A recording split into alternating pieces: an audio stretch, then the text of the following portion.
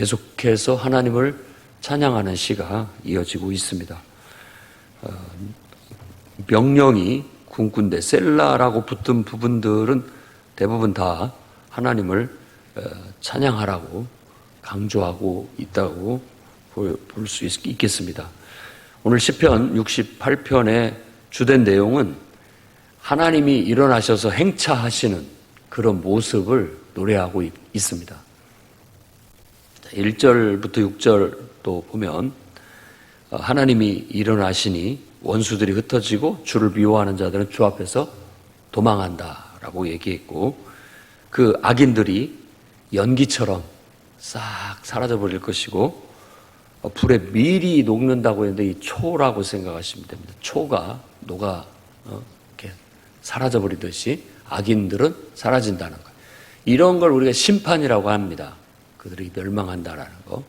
그러니까 악에 대해서는 하나님께서 벌하셔서 악이 이 땅에서 싹 사라지게 하시고, 의인은 오히려 이렇게 포상을 해주는, 우리 사자성어로 신상필벌.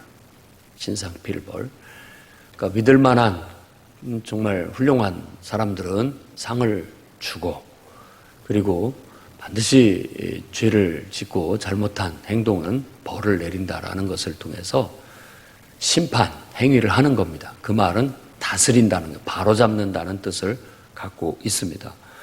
여기서도 그런 분명한 하나님이 일어나셔서 행하시는 것 그 자체만으로도, 하나님이 일어나시는 행위 자체만으로도 벌써 이렇게 딱 바로잡히는 그런 힘과 권위와 능력을 가지고 계시다. 그래서 우리가 그분을 찬양한다라는 겁니다.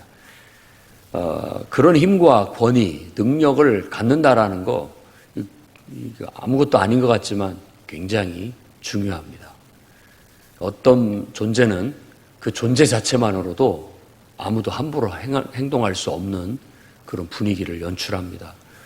근데 그게 어떻게 보면 그에게 주어진 권위고 또 힘이고 능력이라고 할 수 있는 것이죠. 그래서 함부로 보지 못하고 함부로 행동하지 못하고 쉽게 죄를 짓지 못하는 그런 어떤 힘, 권위가 있어요. 그런 하나님을 우리가 믿고 있고 그런 하나님을 섬기면서 살아가고 있다라는 거예요. 그게 바로 의인이죠. 의인은. 그래서 하나님이 일어나셔서 행차하시면 우리는 굉장히 기쁘고 즐겁고 환영할 일이 되는 거고, 악인은 그야말로 그분이 일어나시고 그분이 행차하시면 이제 큰일 났다 하고 도망가는 모습이라고 볼 수 있습니다. 우리 어려서부터 봤던 그 춘향전은 대표적인 거죠. 암행어사 출두야라는 그 클라이막스에서 탐관 오리와 악인들은 그냥 벌벌벌 떨면서 다 도망가고 나중에 다 그 앞에 무릎 꿇고 죄를 묻게 되고, 결국 의인이었던 꼭 그렇게 말하기는 그렇지만 춘향이는 다시 옥에서 풀려나고 보상을 받게 되는 그런 모습이 심판의 행위요, 우리가 볼 때 하나님께서 정의를 바로잡는 것이라 할 수 있습니다. 그러니 의인에게 있어서는 하나님 앞에 하나님의 뜻대로 선하게 사는 사람들에게 있어서는 하나님 왜 가만히 보고만 계십니까? 빨리 일어나셔서 행차하십시오 라고 말할 수밖에 없습니다. 그분이 일어나셔서 행차하셔야 이 세상이 악이 성행하지 않게 되고 어둠이 뒤덮지 않게 되고 결국 우리가 살만한 세상이 될 수 있다고 믿기 때문입니다. 그래서 오늘 또 우리 성도들은 하나님 앞에서 기뻐하고 그분 앞에 그분이 일어나 행차하시기를 기도하고 간구하면서 그분이 일어나 행차하실 때 그분 앞에서 우리는 춤을 추는, 그야말로 3절 말씀처럼 춤을 추는 그런 여러분들이, 저희들이 다 되어야 되겠습니다. 그러고 보면 하나님은 고아의 아버지와 같고 과부의 재판장과 같다. 세상의 힘과 권력을 믿고 온갖 악행을 저지르는 그 사람들의 폭정 앞에 힘없고 나약한 대표적인 두 존재, 고아와 과부들, 미망인, 이런 존재들이 억울함을 당하고 압박받고 살았었는데 그들을 도대체 누가 그들의 억울함을 풀어주고 그들을 돌봐줄 것인가. 세상에서 어떤 힘으로 안 되고 하나님께서 그들을 돌보신다라고 말하고 있는 겁니다. 고독한 자, 갇힌 자, 하나님께서 고독한 자와 함께 하시고 또 갇힌 자에게 형통함을 주시게 되는 겁니다.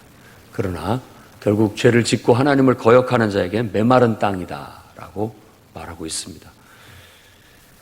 이 메마른 땅과 이제 7절부터 18절에서 보여주는 그 대비는 흡족한 비라는 단어는 아주 대비적으로 딱 묘사하고 있어요.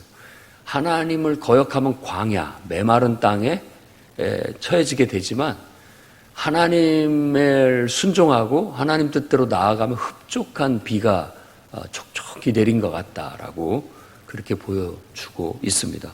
그래서 7에서 18절에는 과거에 광야에서 이스라엘 백성들 가운데 앞서 행차하신 하나님을 노래하고 있습니다.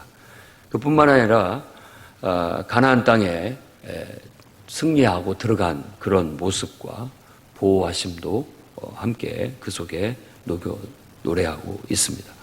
그것이 곧 하나님이 함께 하십니다. 하나님이 함께 하십니다.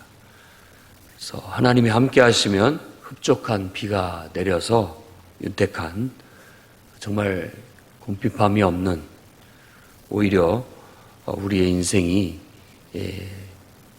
모든 면에 있어서 하나님의 은혜로 가득 차고 또 모든 대적들을 이기고 하나님이 보호하셔서 흡족하게 하실 것이다라는 것을 말해주고 있습니다. 그다음에 19절에서 23절에는 날마다 우리 짐을 지시는 주 구원의 하나님을 찬송하라고 그렇게 요구합니다. 네, 22절에 나와 있는 바산, 이 바산이라는 게 이제 뒤에도 나옵니다만은 이 높은 산이에요. 이 높은 산이라는 어떤 그 바산의 산, 바산의 소, 높은 산에 사는 짐승을 말할 때 이 바산을 쓰는데 이 바산이라는 상징적인 의미, 꼭 그 어떤 그 특산물이 나오는 그 산인데 그 산을 끌고 와서 그것을 아주 수준 높은 그런 의미로 쓰는 겁니다. 그러니까 바산의 산에 계시는 하나님이라는 말은 높이 계시는 하나님이라는 뜻이에요. 그래서 인간이 그 높이 계신 하나님을 따라가려면 많은 연단과 어떤 훈련과 고생이 필요하다는 걸 암시적으로 보여주는 것이죠. 여러분들이 그냥 적당히 대충 살지 뭐 이렇게 생각하면 그렇게 살게 됩니다. 모든 사람이 자기가 마음먹은 대로 살아요. 자기 생각대로 삽니다. 여러분 스스로가 내가 이렇게 살고 싶지 않은데라고 생각할지 모르는데 그것은 늘 우리의 기도고 바람이죠. 더 높은 수준의 삶을 살고 싶은 거지. 그런데 또 한쪽에 우리는 늘 고생하는 거 싫어하고 힘든 거 싫어하고 도전하는 거 싫어하고 그러다 보니까는 그것과 격차가 좁혀질 수가 없는 거예요. 그러니까는 어떤 의미에서 우리의 그 바람과 희망이 거짓이에요, 거짓. 거짓 희망. 그러니까 말을 하지 말든지 그대로 실천을 하든지 둘 중에 하나인데 그걸 좁혀내지 못하기 때문에 현실에서 뭔가 이루어지지 않게 되는 거예요. 그런데 하나님은 그 바산의 하나님이에요.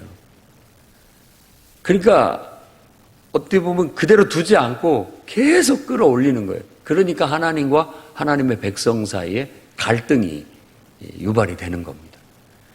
마치 부모와 자녀 간의 갈등이 있듯이 마찬가지인 거예요. 부모는 바산의 부모예요. 높은 곳에 계시요. 높은 기준을 가지고 높은 눈으로 보기 때문에 늘 아직도 모질라다고 생각해서 자꾸 끌어올리려고 하는 거죠. 그런데 아이들 입장에서는 좀 더 쉽게 가고 싶어 하고 편하게 가고 싶어 하고 자기도 하고 싶은 거 좀 하고 싶어 하면서 자꾸만 그것과 거슬려 행동하게 되는 겁니다. 그러다 보니까는 갈등이 유발될 뿐만 아니라 그것이 어느 선에서 조율이 되면서 그래도 이끌려 가야 그들에게 흡족한 비가 임하고 승리가 있고 형통함이 있는 거예요. 그런데 그것을 끝끝내 고집을 피고 안 쫓아오게 되면 말씀 그대로 메마른 땅이 되는 겁니다. 나중에 가면 본인이 알게 돼요. 물론 그런 건 뭐 큰 틀에서 보는 그냥 흑백 논리에서 말하는 것이에요. 그 외에 변수에 얼마든지 또 작용을 할 수 있겠죠. 그렇게 거스르면서 자기 뜻과 고집을 핀 사람도 나름대로 또 자기 고집대로 훌륭하게 살아내는 인물들도 있습니다만은 보편적으로는 그렇다는 겁니다. 오늘 성경 말씀에서도 바로 이 바산의 하나님을 얘기하면서 하나님을 신의 산의 이 바산과 신의 산 그리고 성소 예루살렘을 같은 맥락에 두는 거예요. 하나님께서 행차하시는 곳, 임하시는 곳을 바산, 신의 산, 그리고 성소, 그리고 예루살렘. 이 이미지는 결국은 바산, 신의 산, 이 시온산, 그리고 성소, 예루살렘, 이것은 이제는 예수 그리스도, 하나님이 육체로 육신이 되어 이 땅에 임하셨고 일어나 행차하셨다라고 신약 성경은 말해주고 있는 거예요. 그러니까 하나님께서 일어나서 행차하신다라는 것은 우리로는 뭐 그 앞에서 춤을 추면서 다윗이 법궤를 옮길 때 그 앞에서 옷이 벗겨지든 말든 너무나 좋아서 미치듯이 춤을 춘 것처럼 기뻐한 것처럼 우리도 하나님이 일어나셔서 행차하실 때 그렇게 기뻐해야 된다라는 겁니다. 왜냐하면 그분이 우리와 함께 싸워주시고 우리와 함께 행하시고 우리 앞서 행하시고 우리 앞서 싸워주시고 우리 앞서 우리의 모든 일들을 이루어 나가시기 때문에 그러니까 하나님을 진실하게 믿고 하나님과 연합된 사람은 혼자 살지 않습니다. 하나님과 함께함을 느끼고 하나님과 함께 싸우고 함께 살아가는 거예요. 그렇기 때문에 더 수준 높은 삶을 끌어낼 수가 있고 내 능력의 한계로부터 더 벗어난 능력을 끌어낼 수가 있고 발휘할 수가 있고 그래서 더 형통하고 더 지혜롭고 총명하고 그 모든 일들이 또 하나님의 창조주 하나님의 선한 뜻에 맞기 때문에 더 인생은 가치 있고 보람 있고 더 위대한 인생이 된다라는 겁니다. 그래서 성소로 행차하시는 하나님 바산에 또 시내산에 시온산에 행차하시는 하나님을 찬양하고 찬양하라고 요구하고 있습니다.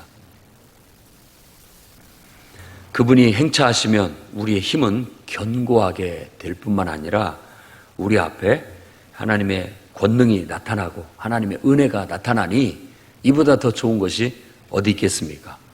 그래서 신약 시대에 이제 예수 그리스도의 부활과 승천하신 후에는 바로 성령을 우리에게 약속하셔서 성령의 임재, 성령의 임재와 성령의 역사가 마치 바로 하나님의 일어나셔서 행차하시는 것과 같은 그런 맥락으로 우리가 체험하고 있고 경험하고 있는 거예요.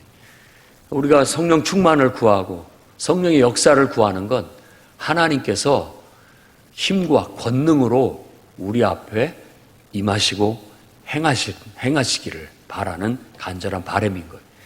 그러한 확신과 느낌과 확신이 강할 때 우리가 성령에 충만해져 있다라고 볼 수 있겠습니다. 그래서 결국 대적을 승리하게 하시고 그분의 권능과 은혜를 우리 앞에 나타내시는 하나님을 우리가 어찌 찬양하지 않을 수가 있겠습니까? 그래서 오늘도 일어나셔서 여러분 앞에 행차하시기를 하나님께 기도하고 그 하나님의 권능과 은혜를 힘입어서 마치 광야에서도 이겨냈고 수많은 대적들을 다 물리치고 하나님의 뜻과 계획을 성취했던 이스라엘 백성의 역사처럼 여러분의 인생도 하나님을 힘입어 여러분의 인생에 두신 하나님의 꿈, 여러분의 비전, 하나님의 비전이 정말 하나님의 놀라운 역사와 그 힘과 권능과 은혜 속에서 성취되는 그런 은혜가 있기를 주의 이름으로 축원합니다.